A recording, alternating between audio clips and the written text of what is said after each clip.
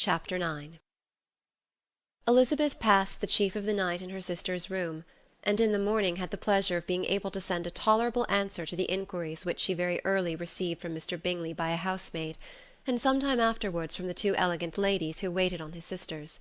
In spite of this amendment, however, she requested to have a note sent to Longbourn, desiring her mother to visit Jane, and form her own judgment of her situation. The note was immediately dispatched, and its contents as quickly complied with. Mrs Bennet, accompanied by her two youngest girls, reached Netherfield soon after the family breakfast.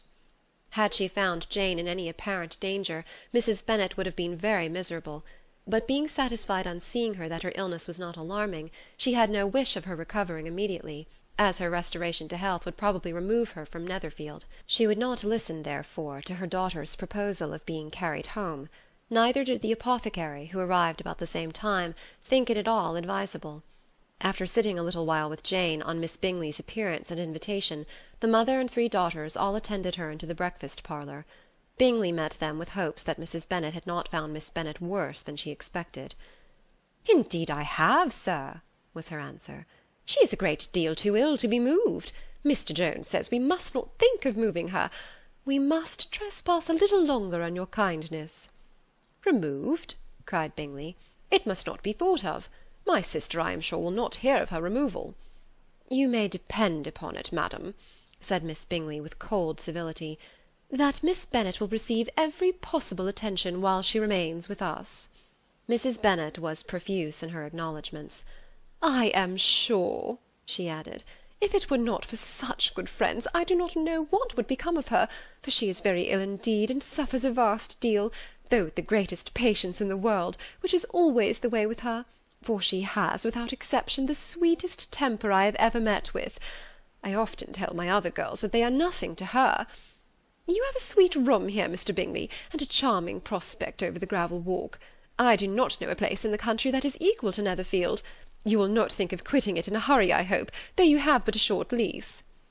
"Whatever I do is done in a hurry," replied he, "and therefore if I should resolve to quit Netherfield, I should probably be off in 5 minutes. At present, however, I consider myself as quite fixed here." "That is exactly what I should have supposed of you," said Elizabeth. "You begin to comprehend me, do you?" cried he, turning towards her. "Oh yes, I understand you perfectly." "I wish I might take this for a compliment, but to be so easily seen through, I am afraid, is pitiful." "That is as it happens. It does not follow that a deep, intricate character is more or less estimable than such a one as yours." "Lizzy," cried her mother, "remember where you are, and do not run on in the wild manner that you are suffered to do at home. I did not know before," continued Bingley immediately, "that you were a studier of character. It must be an amusing study." "Yes, but intricate characters are the most amusing. They have at least that advantage." "The country," said Darcy, "can in general supply but a few subjects for such a study. In a country neighbourhood you move in a very confined and unvarying society." "But people themselves alter so much that there is something new to be observed in them for ever." "Yes, indeed," cried Mrs Bennet, offended by his manner of mentioning a country neighbourhood. "I assure you there is quite as much of that going on in the country as in town." Everybody was surprised, and Darcy, after looking at her for a moment, turned silently away. Mrs Bennet, who fancied she had gained a complete victory over him, continued her triumph. "I cannot see that London has any great advantage over the country, for my part, except the shops and public places. The country is a vast deal pleasanter, is it not, Mr Bingley?" "When I am in the country," he replied, "I never wish to leave it, and when I am in town it is pretty much the same. They have each their advantages, and I can be equally happy in either." "Ay, that is because you have the right disposition. But that gentleman," looking at Darcy, "seemed to think the country was nothing at all." "Indeed, mamma, you are mistaken," said Elizabeth, blushing for her mother. "You quite mistook Mr Darcy. He only meant that there was not such a variety of people to be met with in the country as in town, which you must acknowledge to be true." "Certainly, my dear, nobody said there were. But as to not meeting with many people in this neighbourhood, I believe there are few neighbourhoods larger. I know we dine with 24 families." Nothing but concern for Elizabeth could enable Bingley to keep his countenance. His sister was less delicate, and directed her eyes towards Mr. Darcy with a very expressive smile. Elizabeth, for the sake of saying something that might turn her mother's thoughts, now asked her if Charlotte Lucas had been at Longbourn since her coming away. "Yes, she called yesterday with her father. What an agreeable man Sir William is, Mr. Bingley, is he not? So much the man of fashion, so genteel and easy. He had always something to say to everybody. That is my idea of good breeding. And those persons who fancy themselves very important and never open their mouths quite mistake the matter." "Did Charlotte dine with you?" "No, she would go home. I fancy she was wanted about the mince pies. For my part, Mr. Bingley, I always keep servants that can do their own work. My daughters are brought up very differently. But everybody is to judge for themselves, and the Lucases are a very good sort of girls, I assure you.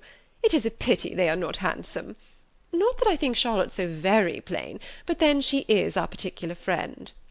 "She seems a very pleasant young woman." "Oh dear, yes, but you must own she is very plain. Lady Lucas herself has often said so, and envied me Jane's beauty. I do not like to boast of my own child, but to be sure, Jane, one does not see often anybody better looking. It is what everybody says. I do not trust my own partiality.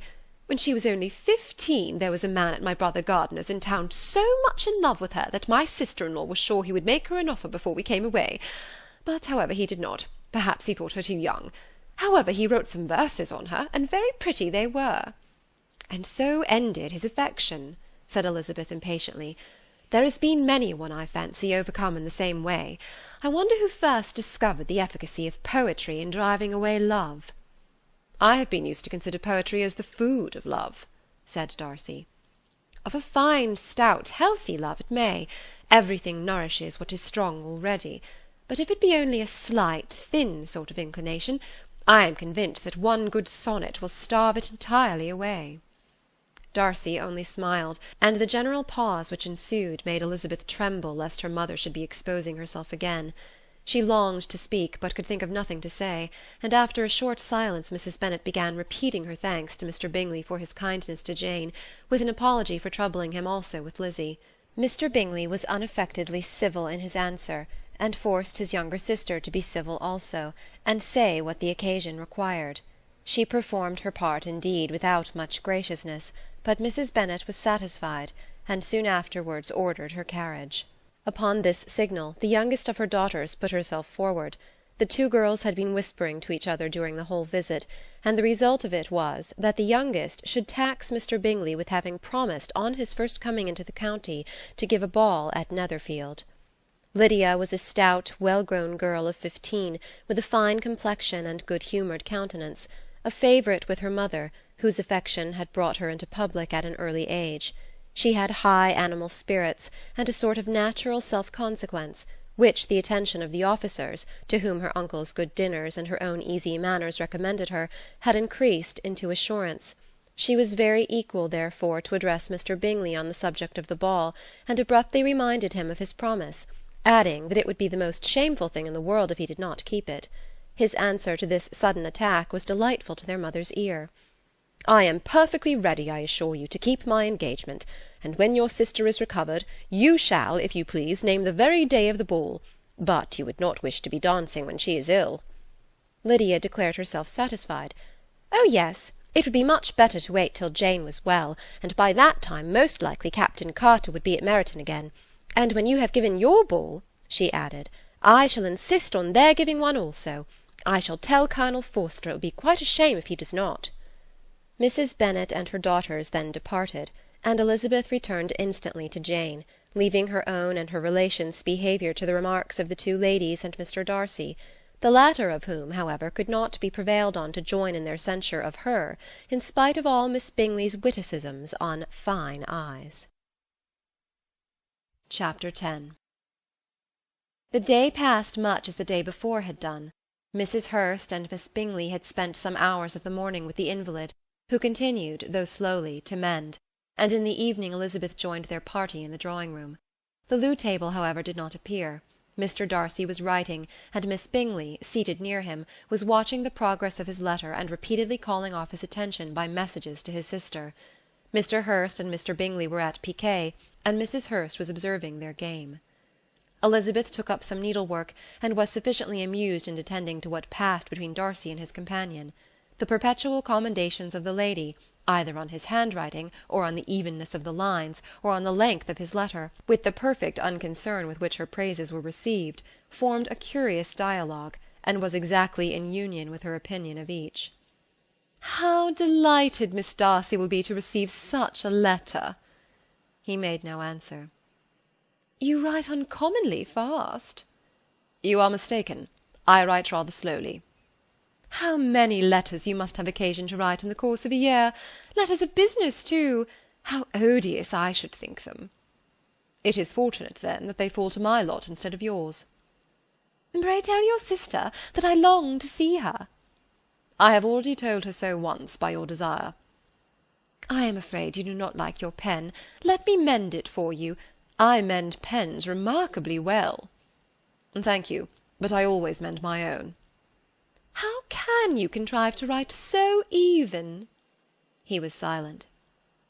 "Tell your sister I am delighted to hear of her improvement on the harp, and pray let her know that I am quite in raptures with her beautiful little design for a table, and I think it infinitely superior to Miss Grantley's." "Will you give me leave to defer your raptures till I write again? At present I have not room to do them justice." "Oh, it is of no consequence. I shall see her in January. But do you always write such charming long letters to her, Mr. Darcy?" "They are generally long, but whether always charming it is not for me to determine." "It is a rule with me that a person who can write a long letter with ease cannot write ill." "That will not do for a compliment to Darcy, Caroline," cried her brother, "because he does not write with ease. He studies too much for words of 4 syllables. Do not you, Darcy?" "My style of writing is very different from yours." "Oh," cried Miss Bingley, "Charles writes in the most careless way imaginable. He leaves out half his words, and blots the rest." "My ideas flow so rapidly that I have not time to express them, by which means my letters sometimes convey no ideas at all to my correspondents." "Your humility, Mr. Bingley," said Elizabeth, "must disarm reproof." "Nothing is more deceitful," said Darcy, "than the appearance of humility. It is often only carelessness of opinion, and sometimes an indirect boast." "And which of the two do you call my little recent piece of modesty?" "The indirect boast, for you really are proud of your defects in writing, because you consider them as proceeding from a rapidity of thought and carelessness of execution, which, if not estimable, you think at least highly interesting. The power of doing anything with quickness is always prized much by the possessor, and often without any attention to the imperfection of the performance. When you told Mrs. Bennet this morning that if you ever resolved upon quitting Netherfield you should be gone in 5 minutes, you meant it to be a sort of panegyric, of compliment to yourself. And yet what is there so very laudable in precipitance which must leave very necessary business undone, and can be of no real advantage to yourself or anybody else?" "Nay," cried Bingley, "this is too much, to remember at night all the foolish things that were said in the morning. And yet, upon my honour, I believe what I said of myself to be true, and I believe it at this moment. At least, therefore, I did not assume the character of needless precipitance merely to show off before the ladies." "I dare say you believed it, but I am by no means convinced that you would be gone with such celerity. Your conduct would be quite as dependent on chance as that of any man I know, and if, as you were mounting your horse, a friend were to say, 'Bingley, you had better stay till next week,' you would probably do it, you would probably not go, and at another word might stay a month."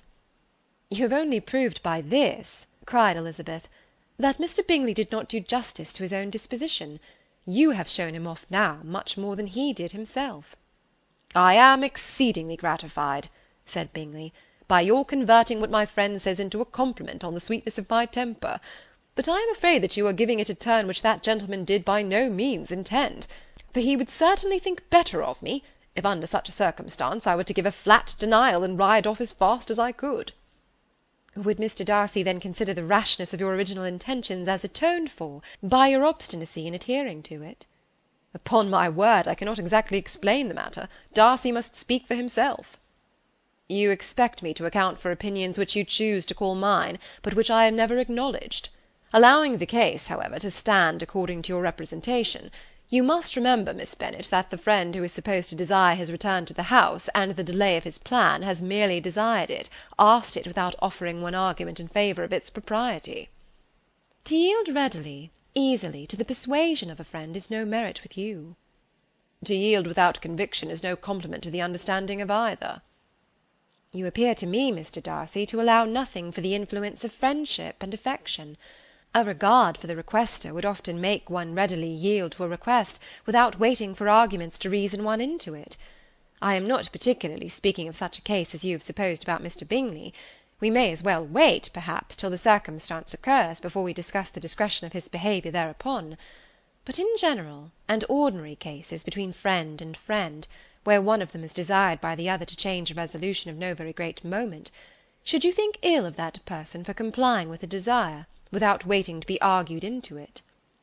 Will it not be advisable, before we proceed on this subject, to arrange with rather more precision the degree of importance which is to pertain to this request, as well as the degree of intimacy subsisting between the parties? By all means, cried Bingley. Let us hear the particulars, not forgetting their comparative height and size, for that will have more weight in the argument, Miss Bennet, than you may be aware of. I assure you that if Darcy were not such a great tall fellow in comparison with myself, I should not pay him half so much deference. I declare I do not know a more awful object than Darcy on particular occasions and in particular places, at his own house especially, and of a Sunday evening, when he has nothing to do. Mr. Darcy smiled, but Elizabeth thought she could perceive that he was rather offended, and therefore checked her laugh. Miss Bingley warmly resented the indignity he had received in an expostulation with her brother for talking such nonsense. I see your design, Bingley, said his friend. You dislike an argument, and want to silence this. Perhaps I do. Arguments are too much like disputes. If you and Miss Bennet will defer yours till I am out of the room, I shall be very thankful, and then you may say whatever you like of me. What you ask, said Elizabeth, is no sacrifice on my side, and Mr. Darcy had much better finish his letter. Mr. Darcy took her advice, and did finish his letter. When that business was over, he applied to Miss Bingley and Elizabeth for an indulgence of some music. Miss Bingley moved with some alacrity to the pianoforte, and after a polite request that Elizabeth would lead the way, which the other as politely and more earnestly negatived, she seated herself. Mrs. Hurst sang with her sister, and while they were thus employed, Elizabeth could not help observing, as she turned over some music books that lay on the instrument, how frequently Mr. Darcy's eyes were fixed on her. She hardly knew how to suppose that she could be an object of admiration to so great a man, and yet that he should look at her because he disliked her was still more strange. She could only imagine, however, at last, that she drew his notice because there was something more wrong and reprehensible, according to his ideas of right, than in any other person present. The supposition did not pain her. She liked him too little to care for his approbation. After playing some Italian songs, Miss Bingley varied the charm by a lively Scotch air, and soon afterward Mr. Darcy, drawing near Elizabeth, said to her, "Do not you feel a great inclination, Miss Bennet, to seize such an opportunity of dancing a reel?" She smiled, but made no answer. He repeated the question with some surprise at her silence. "Oh," said she, "I heard you before, but I could not immediately determine what to say in reply. You wanted me, I know, to say yes, that you might have the pleasure of despising my taste. But I always delight in overthrowing those kind of schemes, and cheating a person of their premeditated contempt. I have therefore made up my mind to tell you that I do not want to dance a reel at all, and now despise me if you dare." "Indeed, I do not dare." Elizabeth, having rather expected to affront him, was amazed at his gallantry, but there was a mixture of sweetness and archness in her manner which made it difficult for her to affront anybody, and Darcy had never been so bewitched by any woman as he was by her. He really believed that if it were not for the inferiority of her connections, he should be in some danger. Miss Bingley saw, or suspected enough to be jealous, and her great anxiety for the recovery of her dear friend Jane received some assistance from her desire of getting rid of Elizabeth. She often tried to provoke Darcy into disliking her guest by talking of their supposed marriage, and planning his happiness in such an alliance. "I hope," said she, as they were walking together in the shrubbery the next day, "you will give your mother-in-law a few hints, when this desirable event takes place, as to the advantage of holding her tongue, and, if you can compass it, do cure the younger girls of running after officers. And, if I may mention so delicate a subject, endeavour to check that little something bordering on conceit and impertinence which your lady possesses. Have you anything else to propose for my domestic felicity? Oh, yes, do let the portraits of your uncle and aunt Phillips be placed in the gallery at Pemberley. Put them next to your great-uncle the judge. They are in the same profession, you know, only in different lines. As for your Elizabeth's picture, you must not have it taken, for what painter could do justice to those beautiful eyes? It would not be easy indeed to catch their expression, but their colour and shape, and the eyelashes, so remarkably fine, might be copied. At that moment they were met from another walk by Mrs. Hurst and Elizabeth herself. "I did not know that you intended to walk," said Miss Bingley, in some confusion, lest they had been overheard. "You used us abominably ill," answered Mrs. Hurst, "running away without telling us that you were coming out." Then, taking the disengaged arm of Mr. Darcy, she left Elizabeth to walk by herself. The path just admitted three. Mr. Darcy felt their rudeness, and immediately said, "This walk is not wide enough for our party. We had better go into the avenue." But Elizabeth, who had not the least inclination to remain with them, laughingly answered, "No, no, stay where you are. You are charmingly grouped, and appear to uncommon advantage. The picturesque would be spoilt by admitting a fourth. Good-bye." She then ran gaily off, rejoicing as she rambled about, in the hope of being at home again in a day or two. Jane was already so much recovered as to intend leaving her room for a couple of hours that evening. Chapter 11. When the ladies removed after dinner, Elizabeth ran up to her sister, and seeing her well guarded from cold, attended her into the drawing-room, where she was welcomed by her two friends with many professions of pleasure, and Elizabeth had never seen them so agreeable as they were during the hour which passed before the gentlemen appeared. Their powers of conversation were considerable. They could describe an entertainment with accuracy, relate an anecdote with humour, and laugh at their acquaintance with spirit. But when the gentlemen entered, Jane was no longer the first object. Miss Bingley's eyes were instantly turned toward Darcy, and she had something to say to him before he had advanced many steps. He addressed himself to Miss Bennet with a polite congratulation. Mr. Hurst also made her a slight bow, and said he was "very glad," but diffuseness and warmth remained for Bingley's salutation. He was full of joy and attention. The first half-hour was spent in piling up the fire, lest she should suffer from the change of room, and she removed at his desire to the other side of the fireplace, that she might be further from the door. He then sat down by her, and talked scarcely to any one else. Elizabeth, at work in the opposite corner, saw it all with great delight. When tea was over, Mr. Hurst reminded his sister-in-law of the card-table, but in vain. She had obtained private intelligence that Mr. Darcy did not wish for cards, and Mr. Hurst soon found even his open petition rejected. She assured him that no one intended to play, and the silence of the whole party on the subject seemed to justify her. Mr. Hurst had therefore nothing to do but to stretch himself on one of the sofas and go to sleep. Darcy took up a book, Miss Bingley did the same, and Mrs. Hurst, principally occupied in playing with her bracelets and rings, joined now and then in her brother's conversation with Miss Bennet. Miss Bingley's attention was quite as engaged in watching Mr. Darcy's progress through his book as in reading her own, and she was perpetually either making some inquiry or looking at his page. She could not win him, however, to any conversation. He merely answered her question and read on. At length, quite exhausted by the attempt to be amused with her own book, which she had only chosen because it was the second volume of his, she gave a great yawn and said, "How pleasant it is to spend an evening in this way! I declare, after all, there is no enjoyment like reading. How much sooner one tires of anything than of a book! When I have a house of my own, I shall be miserable if I have not an excellent library." No one made any reply. She then yawned again, threw aside her book, and cast her eyes round the room in quest for some amusement, when, hearing her brother mentioning a ball to Miss Bennet, she turned suddenly towards him and said, "By the by, Charles, are you really serious in meditating a dance at Netherfield? I would advise you, before you determine on it, to consult the wishes of the present party. I am much mistaken if there are not some among us to whom a ball would rather be a punishment than a pleasure." "If you mean Darcy," cried her brother, "he may go to bed, if he chooses, before it begins.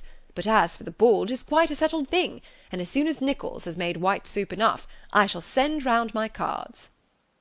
"I should like balls infinitely better," she replied, if they were carried on in a different manner, but there is something insufferably tedious in the usual process of such a meeting. It would surely be more rational if conversation instead of dancing were made the order of the day." "Much more rational, my dear Caroline, I dare say, but it would not be near so much like a ball." Miss Bingley made no answer, and soon afterwards she got up and walked about the room. Her figure was elegant, and she walked well; but Darcy, at whom it was all aimed, was still inflexibly studious. In the desperation of her feelings, she resolved on one effort more, and turning to Elizabeth, said, "Miss Eliza Bennet, let me persuade you to follow my example and take a turn about the room.